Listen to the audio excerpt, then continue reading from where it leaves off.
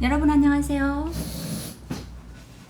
오늘은 모세 인성학교를 운영하시는 박요한 장로님을 모시고 인터뷰를 진행하겠습니다. 안녕하세요. 안녕하세요. 네, 오늘은 지난 순서에 이어 2부 순서가 되겠습니다. 장로님 잘 지내셨습니까? 예. 네, 이제 두 번째 시간을 맞이해서 질문 드리도록 하겠습니다. 부모와 함께, 엄마와 함께 공부한다는 점이 매우 특이하군요. 대면 교육에서는 좀 함께 모이는 것이 힘들 수도 있는데 온라인이라면 충분히 가능할 것 같습니다. 혹시 결과는 어떠셨나요? 예. 제가 사실은 이 모세 인성학교를 바이블 서당이라는 교재를 가지고 저희 교회에서 한 4년 전에 시작을 했습니다. 정확히 말하면 한 5년이 됩니다.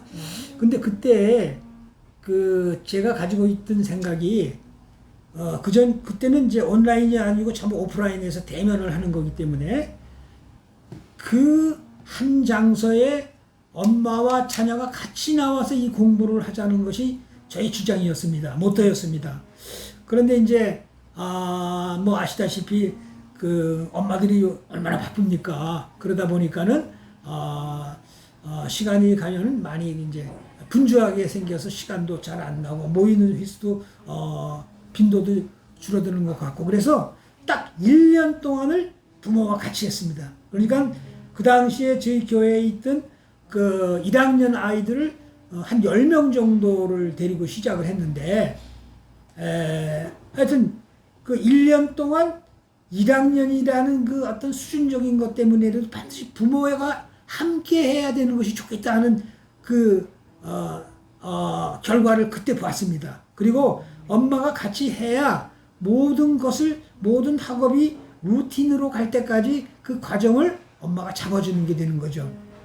자, 그런데 이제 최근에 와가지고 코로나 때문에 거의 1년 반을 하지를 못하고 있다가 다시 이제 코로나가 계속되기 때문에 이 공부는 시작을 해야 되겠다. 시작할 수 있는 방법이 오프라인 상에서는 없고 그래서 이제 생각한 것이 대세의 흐름을 따라서 이 교육을 온라인에서 한번 공부를 해보자.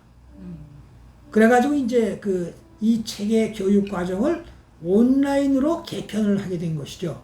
그런데 하다 보니까 여기에도 엄청난 장점이 있는 거예요. 무슨 장점이냐 하니까 그전에는 제가 예를 들어서 1시간 동안 교육을 한다고 그러면은 가르칠 수 있는 범위는 우리 아이들 10명과 학부형들이었거든요. 그런데 이제 온라인을 하게 되다 보니까는 대한민국 안에 막 넓게 말하면 모든 학생들, 초등학생들 대상이 다 되는 겁니다. 그러니까 그 범위의 확장이 되는 건 이루 말할 수가 없죠. 그리고 또 하나의 장점이 뭐냐면은 동시에 한 시간에 한 장소에 모인다는 그런 철칙이 필요가 없죠. 왜? 온라인에서 본인이 적절한 시간에 스위치를 켜고 오픈을 해서 교육을 받는 거기 때문에 그 관계를 받지 않는다는 것입니다. 그래서 어떤 의미에서 보면은 이 바이블 서당 모세 인성학교의 인성교육이라는 것이 이 온라인 교육에 더 적합한 것이 아닌가 그런 생각까지도 하게 되는 것입니다. 그리고 여기서 중요한 게 또 뭐냐 하면 들린 점이 과거에는 학년별로 1학년이다 또 초등학교 2학년이다 이렇게 따로따로 나눠서 교육을 했는데 이제는 그럴 필요가 없어요. 온라인상에서 할 경우에는 자기 실력에 맞추어서 학년이 정해지는 겁니다.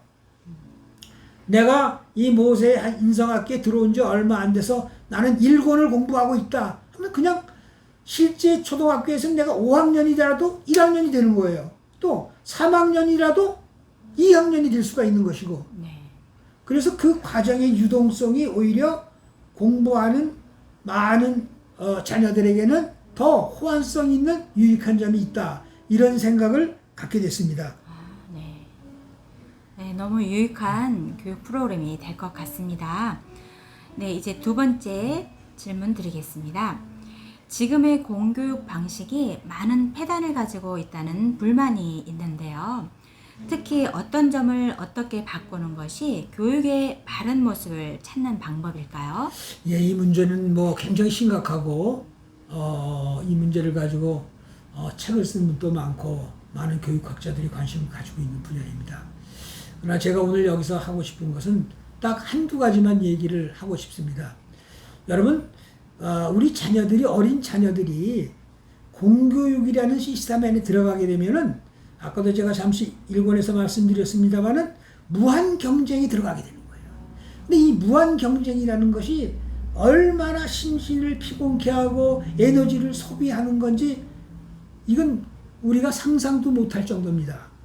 그래서 하루빨리 우리가 그 무한 경쟁 속에 있는 우리 아이들을 탈출시켜야 되겠다. 그 경쟁에서 탈출시켜야 되겠다. 그래서 진짜 참된 교육의 선한 그 자유함으로 끌고 와야 되겠다 하는 것이 이 교육의 목적입니다.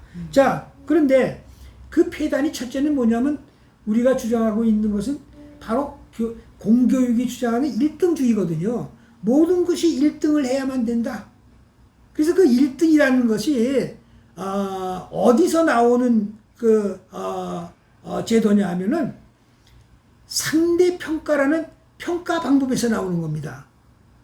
상대평가라는 것은 뭐냐면 내가 일정한 상대를 정해놓고 그 상대와 경쟁하는 게 되는 거죠. 그러니까 내가 예를 들어서 초등학교에 무슨 3반에 있다.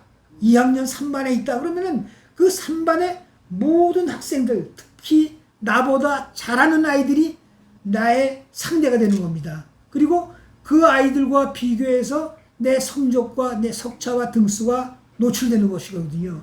그렇기 때문에 이것이 얼마나 그 자라나는 아이들한테는 큰 짐이 되고 무거운 짐이 되는 것입니다. 그래서 저는 주장하고 싶은 것이 하루빨리 이 상대평가라는 제도를 학교에서 없애야 된다는 겁니다. 석차를 없애야 된다는 겁니다. 그러면 서구의 많은 그 교육제도나 학교들이 어떤 제도를 보유하고 있느냐? 바로 절대평가라는 겁니다.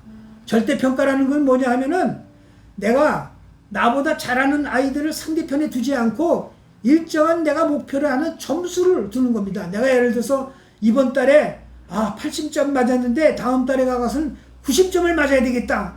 그러면 그 90점이라는 것이 나의 절대 기준, 내 목표가 되는 것이죠. 그리고 그 90점을 초과했을 때 나는 만족감을 가지고 내 목표를 달성하게 되는 겁니다.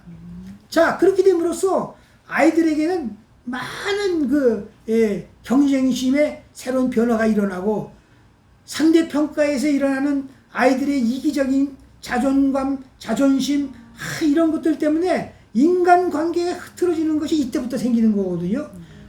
그래서 우리가 이걸 빨리 막아야 됩니다.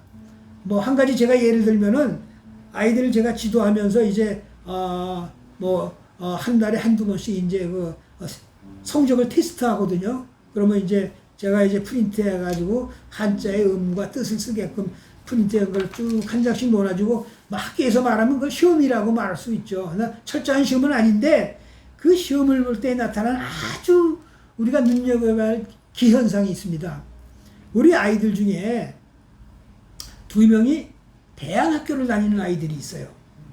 그런데 그 2명과 나머지 애들이 시험을 보는 모습을 보면은 전혀 다릅니다. 나머지 아이들은 학교에서 하던 버릇이 있어가지고 벌써 시험지를 받으면 남이 볼까봐 가리는 것부터 하거든요. 왜? 그럴 수밖에 없는 게 상대평가니까 저놈이 잘하면 내가 떨어지니까 안 보여줄 수밖에 없는 거예요. 그 인간의 본능이요. 그런데 대안학교를 다니는 애들은 자유스러워요. 시험지 딱 놓고 생각하는 대로 누가 와서 보든 저는 그거를 보면서 이 교육의 힘이라는 게 얼마나 무서운지. 그러네요. 제가 아이들한테 그런 얘기를 하죠. 절대로 너희들 남이 본다고 해서 겁내지 말고 그냥 펴놓고 해. 그래도 안 되는 거예요. 왜? 걔네들은 벌써 1년, 2년 공교육을 받으면서 그러한 습관들이 몸에 밴 거예요. 자, 우리가 이런 거를 볼 때 빨리 우리나라도 교육 개혁을 통해서 이 상대 교육을 없애고 이 절대 평가로 다 넘어가야 되는 것이죠. 근데 한마디면 제가 더 하면은 독일이나 북유럽파의 교육을 얘기하게 되면은 독일의 예를 들어보면은 독일에서는 말이죠. 이 초등학교에 세 가지가 우리나라에서 없는 게 있는 것이 없어요. 첫째는 뭡니까? 시험이 없어요. 그럼 시험을 어떻게 보느냐?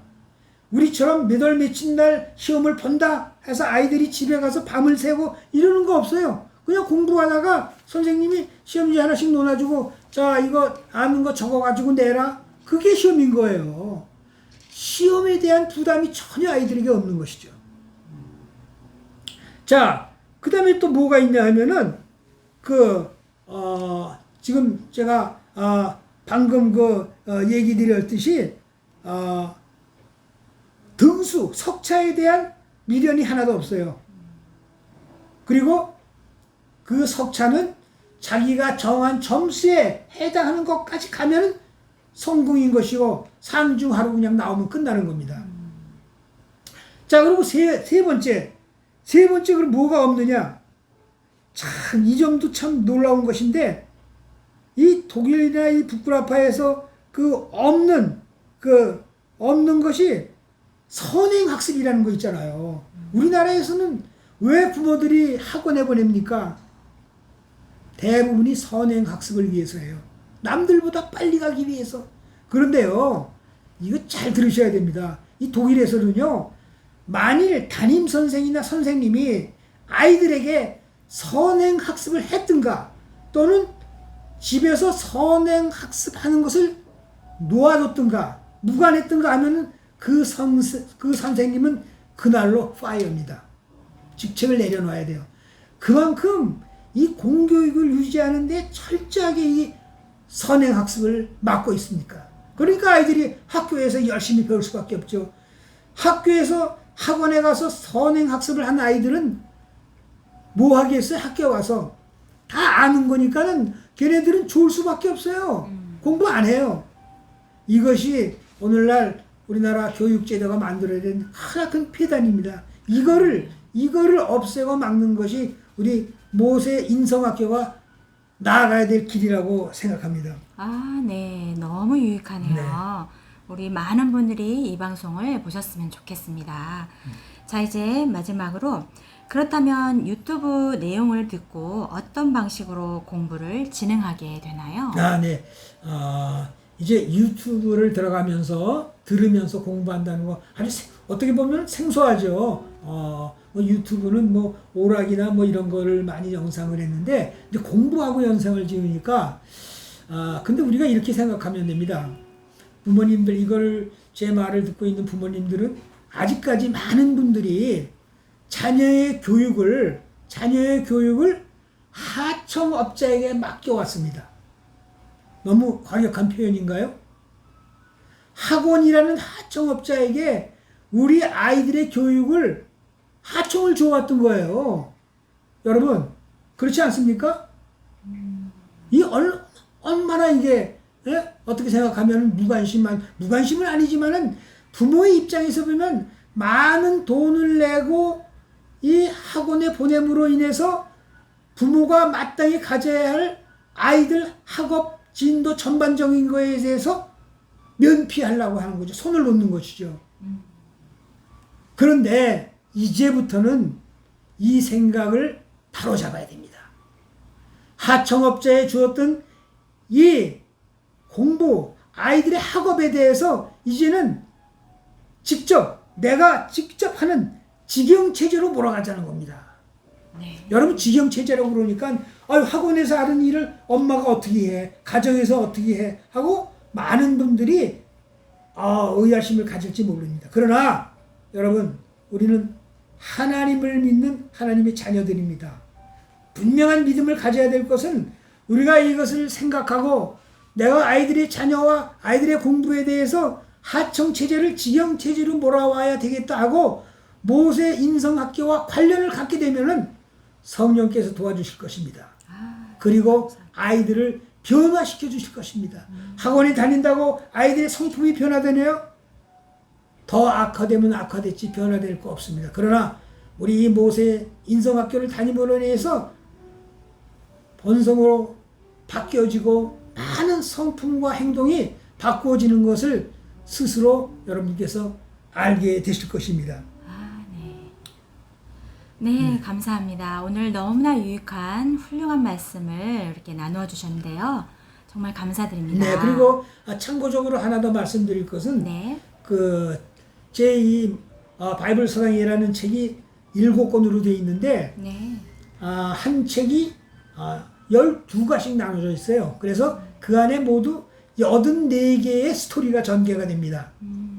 그리고 그 나라에 있는 한자들이 약 1000개.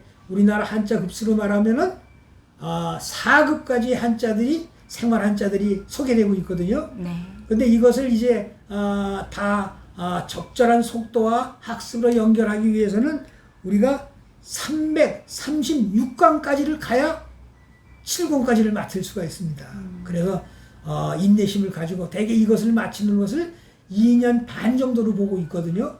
우리 교회에서 해보니까는 넉넉 잡고 공휴일을 다 쉬고서 하면은 한 3년 정도면은 7권까지 다 마칠 수가 있습니다. 그리고 그 7권을 다 마치고 나면은 내 자녀들의 나도 모르게 변화된 완성된 인격체로서의 대면을 기쁜 마음으로 하게 되실 것입니다. 네. 너무 기대됩니다. 자, 오늘 강의 오늘 인터뷰는 여기서 마치겠고요. 여러분 다음 시간을 기대해 주십시오. 오늘 감사합니다. 예, 감사합니다.